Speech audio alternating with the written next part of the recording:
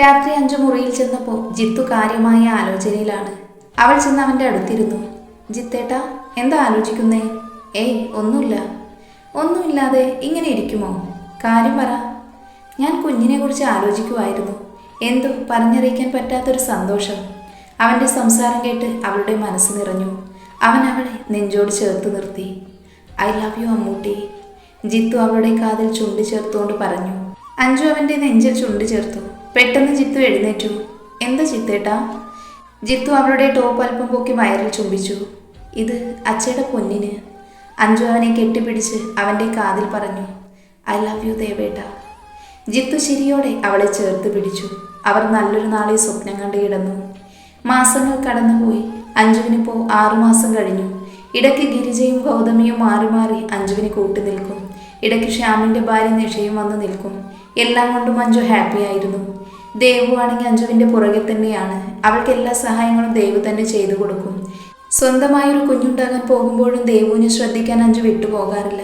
അവൾക്ക് അങ്ങനെ ഒരു കുറവ് തോന്നാതിരിക്കാൻ അഞ്ജു എപ്പോഴും നോക്കും.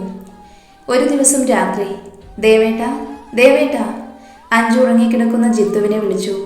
എന്താമോ, എന്തു പറ്റി? അവൻ ടെൻഷനോടെ എഴുന്നേറ്റിരുന്ന് ചോദിച്ചു. അതെ ദേവേട്ടാ. വെയിറ്റ്, നീ എന്താ വിളിച്ചേ? സത്യം പറ, എന്നെ ഇന്ന് ഏത് മരത്തിൽ കയറ്റാനാ നീ സോപ്പിടുന്നേ? അഞ്ജു അതിനൊന്ന് ചിരിച്ചു കാണിച്ചു. അധികം എളിക്കേണ്ട, കാര്യം പറ. എനിക്ക് ഐസ്ക്രീം വേണം. ഭാഗ്യം, ഐസ്ക്രീം ഫ്രിഡ്ജിലുണ്ട്. ഇന്ന് എന്തു പറ്റി? സാഹസികമായി ഒന്നും പറയാൻ തോന്നിയില്ലേ? അതിനവളൊന്ന് എളിച്ചു കാണിച്ചു. ഇത് പതിവാണ്. അഞ്ജുവിന് ഓരോ ആഗ്രഹം തോന്നും, അതും രാത്രിയിൽ മാത്രം. പാവം ജിത്തു രാത്രിയിൽ മരത്തിലും ബേക്കറിയിലും തട്ടുകടയിലും ഒക്കെ കയറിയിറങ്ങലാണ് അവൻ്റെ പണി. ജിത്തു പോയി ഐസ്ക്രീം എടുത്തോണ്ട് വന്നു. അടുത്ത മാസം നിന്നെ കൂട്ടിക്കൊണ്ട് പോയി കഴിഞ്ഞാൽ നീ ആരെയിട്ട് ഓടിക്കും മോളെ? അത് പറഞ്ഞതും അഞ്ജുവിൻ്റെ മുഖം വാടി. അവളുടെ കണ്ണു നിറഞ്ഞു. അയ്യേ, എന്തിനാ എൻ്റെ അമ്മൂസ് കണ്ണു നിറക്കുന്നേ? ഞാൻ ചുമ്മാ പറഞ്ഞതല്ലേ, ജിത്തു അവളോട് പറഞ്ഞു. എന്നാലും എന്നെ കാണാൻ വരില്ലേ ദേവേട്ടൻ? പിന്നെ വരാതെ, ഞാൻ എന്തായാലും വരും. നിനക്കറിയില്ല മോളെ, കാര്യം അമ്മായിമാരൊക്കെ വന്നു നിൽക്കും. എന്നാലും ഈ അവസ്ഥയിൽ നിനക്ക് നിന്റെ അമ്മ തന്നെ കൂടെ ഉണ്ടാവുന്നതാണ് നല്ലത്. ഞാൻ വന്നോളാം ഇടക്ക്. പറ്റുമ്പോൾ അച്ഛനെയും ദേവുവിനെയും കൂട്ടിക്കൊണ്ട് വരാം, പോരെ? 2 ദിവസം കൂടുമ്പോൾ അവരും വന്നു നിൽക്കും. മതി. എങ്കിൽ നല്ല കുട്ടിയായി ഐസ്ക്രീം കഴിച്ച് കിടക്കാൻ നോക്ക്. 7-ാം മാസം അഞ്ജുവിനെ കൂട്ടിക്കൊണ്ടു പോയി. അമ്മയുടെ സാമീപ്യം അവൾക്ക് ആവശ്യമാണെന്ന് ജിത്തു മനസ്സിലാക്കിയിരുന്നു. ജിത്തു എന്നും ചെന്ന് അഞ്ജുവിനെ കാണും. ഇടയ്ക്കെല്ലാവരെയും കൂട്ടി 2 ദിവസം ചെന്ന് നിൽക്കും. അങ്ങനെ അഞ്ജുവിന് 9 മാസം കഴിഞ്ഞു. ഒരു ദിവസം രാത്രി അഞ്ജു ഫ്രഷായി കിടക്കാൻ പോകുകയായിരുന്നു. ജിത്തു അന്ന് അഞ്ജുവിൻ്റെ കൂടെയുണ്ട്. കഴിഞ്ഞില്ലേ ജിത്തേട്ടാ, കിടക്കണ്ടേ? നീ കിടന്നോ, ഞാൻ വരുവാ. കിടക്കാൻ നേരമാണ് അഞ്ജുവിന് പെട്ടെന്ന് വയറ് വേദനിച്ചത്. ആദ്യം കാര്യമാക്കിയില്ലെങ്കിലും പിന്നീട് അത് കൂടി. ദേവേട്ടാ.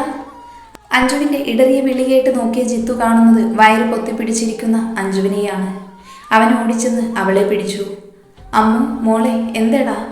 വേദനിക്കുന്ന ദേവേട്ട, എനിക്ക് പറ്റുന്നില്ല. പേടിക്കേണ്ട, നമുക്ക് ഹോസ്പിറ്റൽ പോകാം. അമ്മേ, അമ്മേ. ജിത്തു വിളിച്ചത് കേട്ട് അഞ്ജുവിൻ്റെ അമ്മ ഓടി വന്നു. അമ്മേ, അമ്മുവിന് പെയിൻ തുടങ്ങി, ഹോസ്പിറ്റൽ പോകണം. അവർ വേഗം ചെന്ന് അഞ്ജുവിൻ്റെ അച്ഛനോട് കാര്യം പറഞ്ഞു. അപ്പു വേഗം ചെന്ന് കാറെടുത്തു. എല്ലാവരും കൂടി അവളെ ഹോസ്പിറ്റൽ കൊണ്ടുപോയി. വിവരമറിഞ്ഞ് ജിത്തുവിൻ്റെ അച്ഛൻ ദേവുവിനെയും പൂജയെയും കൂട്ടി വന്നു. അഞ്ജു ഇല്ലാത്തത് കൊണ്ട് ദേവുവിന് കൂട്ടായി പൂജ അവിടെയാണ് നിൽക്കുന്നത്. അപ്പോഴേക്കും അനുവും രാഹുലും ദീപുവും എത്തി.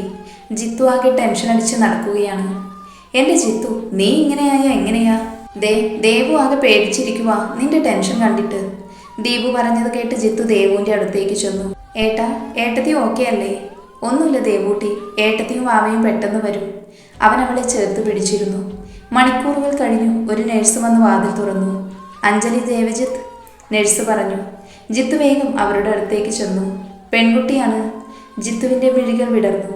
നേഴ്സ് ആ കുഞ്ഞുമാലാകയെ ജിത്തുവിൻ്റെ കയ്യിൽ വെച്ചു കൊടുത്തു. അഞ്ജു, കുഴപ്പമൊന്നുമില്ല, കുറച്ചു കഴിഞ്ഞ് റൂമിലേക്ക് മാറ്റും.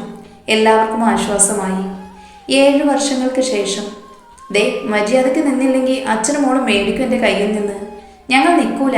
എങ്കിൽ എന്താന്ന് വെച്ചാൽ രണ്ടും കൂടെ കാണിക്കും. ഞാൻ പോകുക. ഇവിടെ ഇപ്പം എന്താ നടക്കുന്നതെന്നല്ലേ? നമ്മുടെ അഞ്ജുവിനും ജിത്തുവിനും ഉണ്ടായ പൊന്നോമനിയാണ് 6 വയസ്സുകാരി തീർത്ത ദേവജിത്ത്, അവരുടെ തത്തുമോൾ. ഇന്നൊരു കല്യാണമുണ്ട്, അതിൻ്റെ ഓട്ടപ്പാച്ചിലാണ്. അച്ഛനും മോളും റെഡിയാവാതെ കളിയാണ്. അതാണ് നമ്മുടെ അഞ്ജുവിന് ഇത്ര ദേഷ്യം. മോള് പോയി പൂജാരിയോട് മോളെ സുന്ദരിയാക്കി തരാൻ പറ. അച്ഛൻ ഇപ്പോൾ വരാം. ഓക്കെ അച്ഛേ, അമ്മയുടെ ദേഷ്യം ഒന്ന് മാറ്റിയേക്കണേ. ഓക്കെ. തത്തുമോൾ പൂജയുടെ അടുത്തേക്ക് പോയി. ജിത്തു മുടി കെട്ടുന്ന അഞ്ജുവിൻ്റെ അടുത്ത് ചെന്നു. അമ്മു, എന്തു പറ്റി? പിണക്കാണോ? ദേ ജിത്തേട്ട, എനിക്ക് ദേഷ്യം വരുമേ. നീ ഇങ്ങനെ എപ്പോഴും ദേഷ്യം പിടിച്ചാൽ വയറ്റിൽ കിടക്കുന്ന എൻ്റെ കൊച്ചും അത് പഠിക്കും. ഓ, ഒരച്ഛനും മക്കളും. ഇങ്ങനെ മുഖം ചുവപ്പിക്കല്ലേ അമ്മൂസേ, എനിക്ക് കടിച്ചെടുക്കാൻ തോന്നും. അവളെ തന്നിലേക്ക് അടുപ്പിച്ചുകൊണ്ട് ജിത്തു പറഞ്ഞു. ദേ ജിത്തേട്ട, കളിക്കല്ലേ, സമയം പോകുന്നു. ജിത്തു അവളുടെ ചുണ്ടിൽ അമർത്തി ചുംബിച്ചു. എന്നിട്ട് അവൻ ഡ്രസ്സ് മാറാനായി പോയി. അഞ്ജുവിൻ്റെ മുഖത്ത് പുഞ്ചിരി വിടർന്നു. ഈ വർഷങ്ങൾക്കിടയിൽ പല കാര്യങ്ങളും സംഭവിച്ചു. അഞ്ജു രണ്ടാമത് പ്രഗ്നൻ്റ് ആണ്. ഇപ്പോൾ 5 മാസമായി. അനുവിനും രാമനും ഇരട്ട കുട്ടികൾ ജനിച്ചു. ഒരാണും ഒരു പെണ്ണും. അനിക എന്ന അനുമോൾ, അവനിക്കെന്ന നിക്കി. ഇരുവർക്കും 5 വയസ്സായി. പൂജയുടെയും ദീപുവിൻ്റെയും കല്യാണം കഴിഞ്ഞു. അവർക്ക് ഒരു മകൾ, 3 വയസ്സുകാരി അർപ്പിത എന്ന അപ്പു. ഇന്ന് നമ്മുടെ അഞ്ജുവിൻ്റെ അനിയൻ ആരവ് എന്ന അപ്പുവിൻ്റെയും ജിത്തുവിൻ്റെ അനിയത്തി ദേവിക എന്ന ദേവുവിൻ്റെയും കല്യാണമാണ്. ആദ്യം അവർ നല്ല ഫ്രണ്ട്സ് ആയിരുന്നു. പിന്നെ എപ്പോഴും അപ്പുവിന് അവളോട് സ്നേഹവും വാത്സല്യവും ഒക്കെയായി. അവസാനം അത് പ്രണയമായി. കാര്യമറിഞ്ഞപ്പോൾ എല്ലാവർക്കും സന്തോഷം. രണ്ടാൾക്കും ജോലിയായിട്ട് നടത്താമെന്ന് അവർ തീരുമാനിച്ചു. അങ്ങനെ ഇന്ന് അവരുടെ കല്യാണമാണ്. അഞ്ജുവിന് അവളുടെ വീട്ടിൽ നിന്ന് കല്യാണം കൂടണമെന്നുണ്ടായിരുന്നു. ചെക്കൻ്റെ പെങ്ങളല്ലേ, പക്ഷേ അവൾക്ക് ഓടിച്ചാടി നടക്കാൻ വയ്യാത്തത് കൊണ്ട് വേണ്ട എന്ന് വെച്ചു. എന്നാലും തലേ ദിവസം അവൾ അവിടെയായിരുന്നു. അങ്ങനെ ഒരുക്കങ്ങളൊക്കെ കഴിഞ്ഞ് അഞ്ജുവും ജിത്തുവും കൂടി ദേവുവിൻ്റെ റൂമിൽ ചെന്നു. അവിടെ ചെന്നപ്പോൾ ദേവു റെഡിയാകുന്നത് നോക്കിയിരിക്കുവാണ് നമ്മുടെ കുട്ടിപ്പട്ടാളം. അനുവും രാഹുലും മക്കളും അഞ്ജുവിൻ്റെ വീട്ടിലാണ്. ഓറഞ്ച് പട്ടുസാരിയിൽ ദേവു സുന്ദരിയായിരുന്നു. മിതമായ ആഭരണങ്ങളുമൊക്കെയായി അവൾ ഒരുങ്ങിയിറങ്ങി. ജിത്തുവിൻ്റെ കണ്ണുകൾ നിറഞ്ഞു. തൻ്റെ കുഞ്ഞനിയെത്തി അവൾ ഇന്ന് വിവാഹിതയാകുന്നു. അഞ്ജു അവൻ്റെ കൈ ചേർത്ത് പിടിച്ചു. ദേവു വന്ന് ഇരുവരെയും കെട്ടിപ്പിടിച്ചു. അവൾക്ക് അത്ര പ്രിയപ്പെട്ടതാണ് അവളുടെ ഏട്ടനും ഏട്ടത്തിയും. അഞ്ജു കല്യാണം കഴിഞ്ഞ് വന്നന്നു മുതൽ അമ്മയുടെ കുറവ് ദേവു അറിഞ്ഞിട്ടില്ല. അതെ, ചുമ്മാ കരഞ്ഞ് മേക്കപ്പ് കളയല്ലേ, വാ, ഇറങ്ങാൻ സമയമായി. എല്ലാവരും ചിരിയോടെ പുറത്തേക്ക് നടന്നു. അച്ഛൻ്റെയും ജിത്തുവിൻ്റെയും അഞ്ജുവിൻ്റെയും മറ്റു ബന്ധുക്കളുടെയും എല്ലാം അനുഗ്രഹം വാങ്ങി ദേവു ഇറങ്ങി. അമ്പലത്തിൽ അഞ്ജുവിൻ്റെ വീട്ടുകാരും അനുവിൻ്റെ വീട്ടുകാരും എത്തിയിരുന്നു. സ്വർണ്ണക്കരമുണ്ടും ക്രീം ഷർട്ടും ഇട്ട് അപ്പു ഭഗവാനെ തൊഴുത് നിൽക്കുന്നുണ്ടായിരുന്നു. സമയമായപ്പോൾ ദേവുവിനെ കൊണ്ടുവന്നു. അവളെ കണ്ടപ്പോൾ അപ്പുവിൻ്റെ മുഖമൊന്ന് വിടർന്നു. സമയമായെന്ന് തിരുമേനി പറഞ്ഞപ്പോൾ അച്ഛൻ കൊടുത്ത് താലി വാങ്ങി അപ്പു അവൻ്റെ ദേവുവിൻ്റെ കഴുത്തിൽ താലി ചാർത്തി. കുങ്കുമം കൊണ്ട് അവളുടെ സിന്ദൂരരേഖ ചുവപ്പിച്ചു. എല്ലാവരും സന്തോഷത്തോടെ ആ നിമിഷത്തിന് സാക്ഷിയായി. അമ്പലത്തിലെ ചടങ്ങുകൾ കഴിഞ്ഞ് ഓഡിറ്റോറിയത്തിൽ വെച്ചുള്ള ഫംഗ്ഷൻ എല്ലാവരും പങ്കെടുത്തു. ഗോപിയുടെ സഹോദരിമാരും അവരുടെ ഭർത്താക്കന്മാരും മക്കളായ ശ്യാമും ഭാര്യ നിഷയും അവരുടെ മകൻ അശ്വിക്, പിന്നെ നമ്മുടെ പൂജ, ദീപു, അവരുടെ മക്കൾ, അങ്ങനെ എല്ലാവരും ഉണ്ടായിരുന്നു. അഞ്ജുവിനെ ഓടി നടക്കാൻ സമ്മതിക്കാതെ ജിത്തു ഒരിടത്ത് പിടിച്ചിരുത്തിയേക്കുവാണ്. കൂടെ പിള്ളേർ സെറ്റുമുണ്ട്.